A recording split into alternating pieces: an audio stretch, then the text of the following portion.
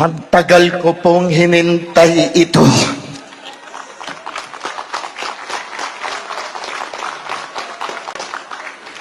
Kung yung sinasabi nyo,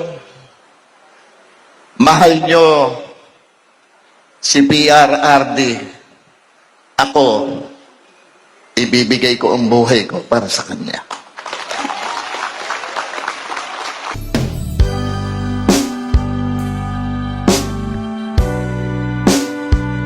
Unanimous request. He said that he is going to seriously consider being a party nominee in the next election.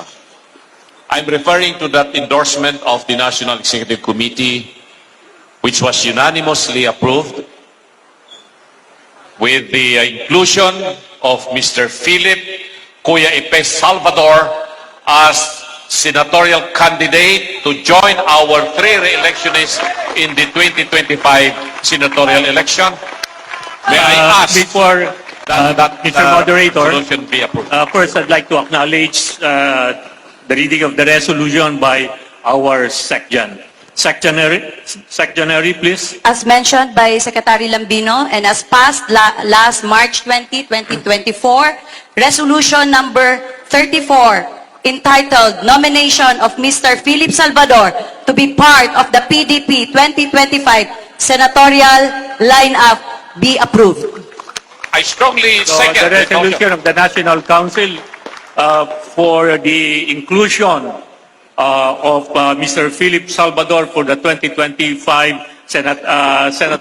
senatorial election is being presented to this council for your approval. Any objection?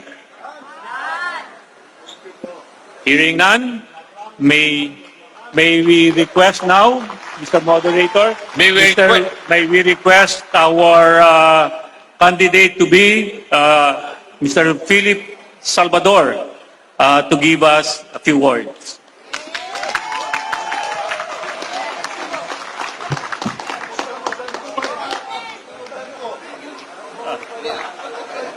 Dili, uy.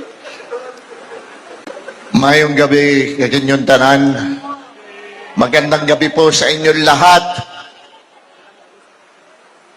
Ang tagal ko pong hinintay ito.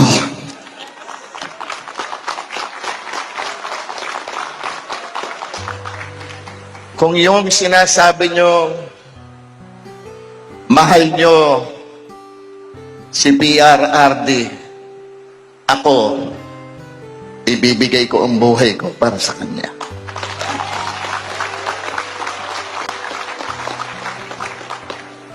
Nagkakilala po kami 2003 together with our Senator now, Christopher Lawrence Tesoro Bongo.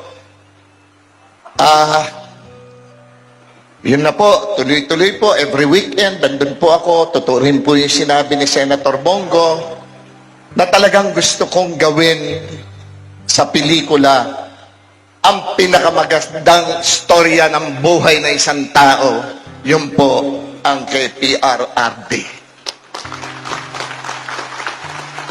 Kaya nga lang po, hinasan siya. Sa inyo po kung lahat na narito ngayon, sabi nga po ni Mr. President kanina, he did not expect na ganito tayong karami. Alam niyo po, yung pagpunta niyo dito, ang nagpapunta sa inyo, dito ang Panginoon Diyos. Dahil gusto niyang suportahan niyo ang PDP. Matagal na po kami magkaibigan ni Senator Bongo. As a matter of fact, 21 years na po kami magkaibigan. Hindi ko iniwanan ang taong yan. Alam nyo noon, nung siya'y nangangampanya noong 2019, kabado yan, nagbabasa, binabasa lahat yung sinasabi niya. Parati ko siya sinasabihan, partner, mag-down ano ka na lang, kung ano na lang yung nasa puso mo, sabihin mo. Sabi niya, partner, ano pa lang ako, umpisa pa lang ito, pero mawawala din yan. True enough po. Nung maging senador siya, spontaneous na po ang kanyang mga sinasabi. Talagang mararamdaman mo ang sinasabi niya na nanggagaling sa puso. Mula noon po, na magkasama kami ni Senator Bongo, may eleksyon o wala, serbisyo sa mga Pilipino ang ginagawa ni Senator Bongo. Kasama po ako, kaya alam ko. At noon pa man po, nagseserbisyo na rin po ako sa mga Pilipino. Hindi po ako nagmamagaling.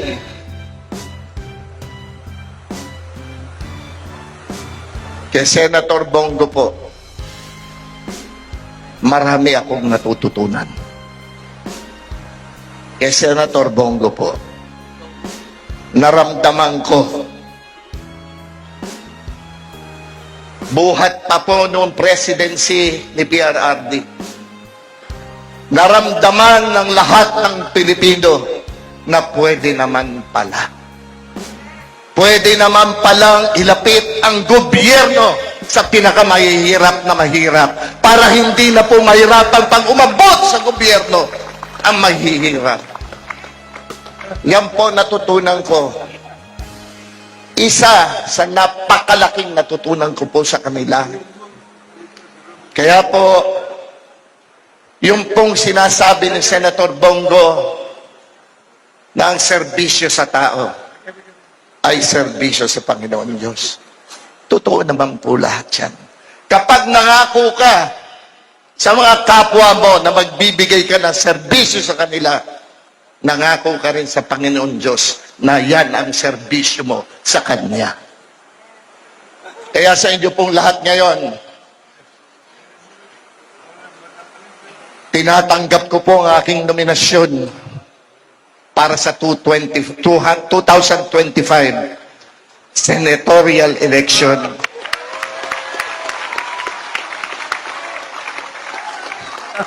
Salamat po. Mananatili po ako sa PDP